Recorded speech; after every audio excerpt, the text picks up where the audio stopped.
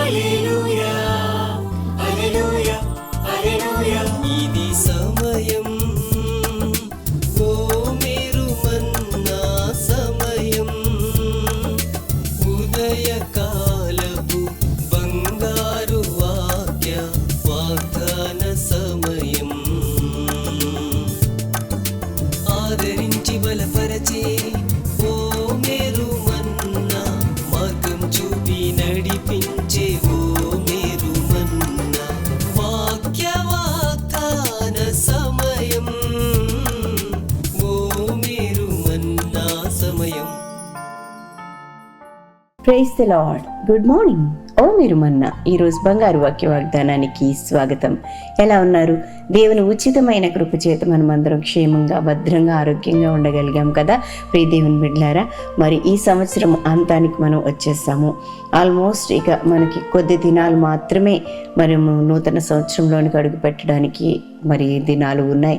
కాబట్టి ప్రియ దేవుని బిడ్డలారా, మనం అందరము కూడా నూతన సంవత్సరానికి వెళ్తూ ఉండగా మన యొక్క జీవితాలన్నింటినీ ఒకసారి పరిశీలన చేసుకోవాలి. దినదినము ఈ కొద్ది దినాల్లో కూడా మనలో అన్నీ కూడా రికలెక్ట్ చేసుకుంటూ ఉండాలి ప్రియ దేవుని బిడ్డలారా. మరి ఈ దినం ప్రభు మనతో మాట్లాడుచున్న మాటలు వాగ్దానాలు మనం విని ఆశీర్వదించబడదాము.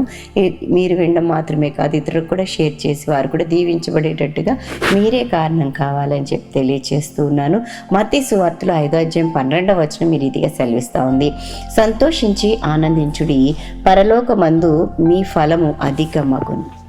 The Gospel according to Matthew 5:12. Rejoice and be glad, because great in your reward in heaven. దేవునికే మహిమ కలుగును గాక. ప్రియులారా, ఈ మాటలు అంటున్నది యేసు ప్రభు వారండి. తను కొండ మీద ప్రసంగం తెలియచేస్తూ మరి అనేకమైన ధన్యతలు చెప్పిన తర్వాత, నా నామము నిమిత్తము మిమ్మల్ని అందరినీ కూడా జనులు నిందించి మరి అవమానిస్తారు, అలాంటి సమయంలో మరి మీరు జాగ్రత్తగా ఉండాలి అని చెబుతూ మీరు సహించుకోవాలని చెప్తూ ఉన్నారు. 11వ వచనం చూస్తే, నా నిమిత్తము జనులు మిమ్మల్ని నిందించి హింసించి మీ మీద అబద్ధంగా చెడ్డ మాటలు ఎలా పలికినప్పుడు మీరు ధన్యులు అని చెబుతూ ఈ మాటలు చెప్పినట్టుగా చూస్తున్నామండి. అలాంటి సమయంలో మీరు సంతోషించి ఆనందించండి. ఎవరైనా ఇలా శ్రమ పడుతున్నప్పుడు, మన మీద అబద్ధంగా నిందలు వేస్తున్నప్పుడు, అబద్ధంగా మాట్లాడుతూ ఉన్నప్పుడు సహిస్తూ ఊరుకోలేము కదా. ఏదో ఒకటి అంటూ ఉంటామండి. నువ్వు నిరూపించి అంటాము, మరేదో అంటాం ప్రియ దేవుని బిడ్డలారా. అయితే ప్రభు చెప్తున్న మాట ఏమిటో తెలుసా? మీరు మౌనంగా ఉండండి, నేను మీ పక్షంగా జోక్యం చేసుకుంటాను, నేను మీ పక్షంగా ఉంటాను. మీరు అలాంటి నిందలు వేస్తున్నప్పుడు సంతోషించి ఆనందించండి అని చెప్తా ఉన్నారు. పిల్లరా, మరి క్రిస్మస్ దినాలు కదా.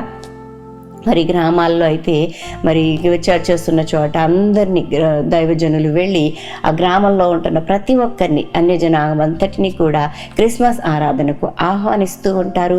సత్య సువార్త రక్షకుడు యేసయ్య ఈ లోకానికి పుట్టాడు, ఈ లోకంలో పుట్టాడు, ఆయన మీకు రక్షకుడుగా ఉన్నాడు, మీరు వచ్చి ఆయన స్వీకరించండి అని చెప్పి మరి ఆహ్వానించడానికి దైవజనులు వారి కుటుంబాలు వెళుతూ ఉన్నప్పుడు ప్రియులారా, అనేక మంది రిజెక్ట్ చేస్తూ ఉంటారు. మేము రాము అంటారు, మరి ఇంకేదో అంటారు. ఇలాంటి అనుభవాలు ఇండియాలో మేము పరిచర్య చేస్తున్న ప్రాంతాల్లో మాకు ప్రతి సంవత్సరం ఎదురవుతూనే ఉంటాయండి. మరి నేటి దినాల్లో కూడా మరి మా బిడ్డలు అదే విషయాన్ని తెలియచేశారు. అయితే ప్రియ దేవుని బిడ్డలారా, ఇలాంటి అవమానాలు ఎదుర్కొన్నప్పుడు, రిజెక్షన్స్ మనకు ఎదుర్కొన్నప్పుడు ప్రియులారా, చాలా మరి సంతోషిస్తూ ఉండాలి, దేవుని సన్నిధిలో ఆనందిస్తూ ఉండాలి. కనీసం మనం వారికి వరకు ఒక మాట చెప్పగలిగాము, ఒక ఇన్విటేషన్, రక్షకుడు నీ కొరకు పుట్టాడని ఇన్విటేషన్ ఇవ్వగలిగాం అని చెప్పి మనము సంతోషించాలి అండి.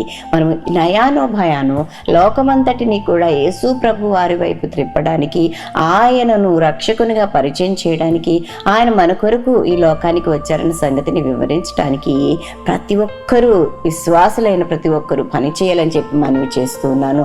పిల్లల జనులు అలాంటి సమయంలో మనల్ని నిందిస్తారు, హింసిస్తారు, రిజెక్ట్ చేస్తారు. అయినా సరే నువ్వేం బాధపడొద్దు అని చెప్పి తెలియచేస్తా ఉన్నారు ప్రభు. ఈ రోజున మీరు సంతోషించి ఆనందించండి, మీరు చేస్తున్న పనికి మీకు ఫలము అధికమవుతుంది అని చెప్పి ప్రభు మాట్లాడుతున్నారు. కాబట్టి ఇది ప్రియ దేవుని బిడ్డలారా, మీకు ఇలాంటి రిజెక్షన్స్ ఎదురైనప్పుడు మీరు సంతోషించండి, ఆనందించండి.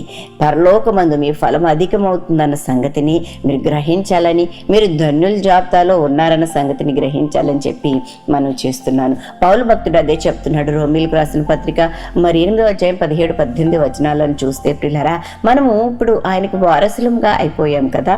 అందుకని మనం ఆయనతో వారసులం అయ్యాం కాబట్టి క్రీస్తులతో మహిమ పొందటానికి ఇప్పుడు మనం ఆయనతో కూడా శ్రమ పడిన వారం అవ్వాలట. దేవునికి స్తోత్రం. అంతేకాదండి, ఆయనతో శ్రమ పడితే మనం ఆయనతోటి వారసులం అని చెప్పి వాక్యం సెలవిస్తూ ఉంది.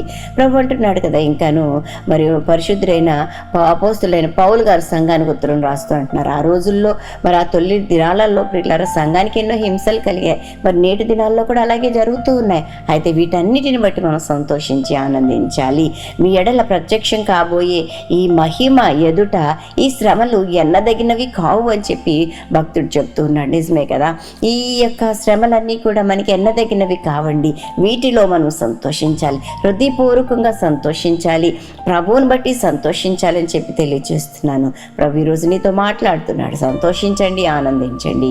పరలోకమందు మీ ఫలం అధికమవుతుంది. బహుశా ఇక్కడ మీకు ఏ ఫలము రాకపోవచ్చేమో, కనబడకపోవచ్చేమో, కానీ పరలోకంలో ప్రభువు నీ కొరకు ఫలాలు ఇవ్వడానికి ఆయన మరి సిద్ధంగా ఉన్నాడన్న సంగతిని మర్చిపోవద్దని చెప్పి మనవి చేస్తున్నాను. కాబట్టి ప్రియదేవుని బిడ్డలారా, ప్రత్యేకించి ప్రభువును బట్టి సంతోషిస్తూ ఆయన తోటి వారసులు మన సంగతిని గుర్తుపెట్టుకుంటూ ప్రియులారా, ఆయన ఎదుట మనకి కలగబోయే ఆ మహిమ ఎదుట ఈ శ్రమలేవి ఎన్నదగినవి కావన్న సంగతిని మనం గుర్తుపెట్టుకుంటూ ప్రభు సన్నిధిలో ముందుకు కొనసాగాలి, ప్రభు సేవలో ముందుకు కొనసాగాలి. శ్రమ అయిన, బాధ అయిన, హింస అయిన, కరువైన, ఖడ్గమైన ఏదైనా సరే భరిస్తూ సహిస్తూ ప్రియులారా ప్రభులో సంతోషించుదాము.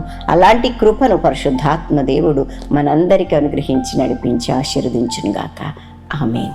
ప్రియదేవుని బిడ్డలారా, ఈ దినం బర్త్డేస్, వెడ్డింగ్ యానివర్సరీస్ జరిపించి ఉంచిన వారికి శుభాలు తెలియజేస్తున్నాను.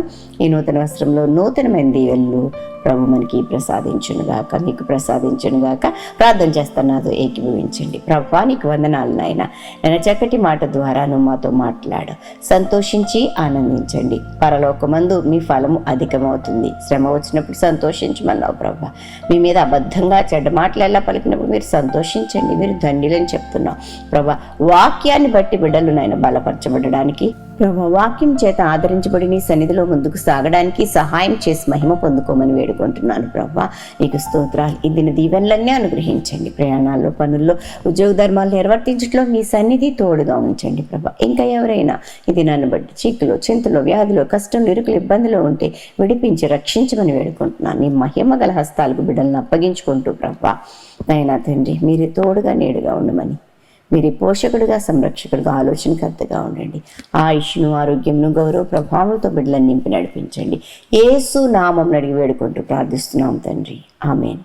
మన తండ్రిని దేవుని ప్రేమ, కుమారుడైన యేసుక్రీస్తు కృప, పరిశుద్ధాత్మ దేవదేవులనున్న సహవాసం బిడ్డలెల్లరికూ సదా తోడై ఉండునుగాక. ఆమేన్. ఆమేన్. Have a wonderful day. God bless you all.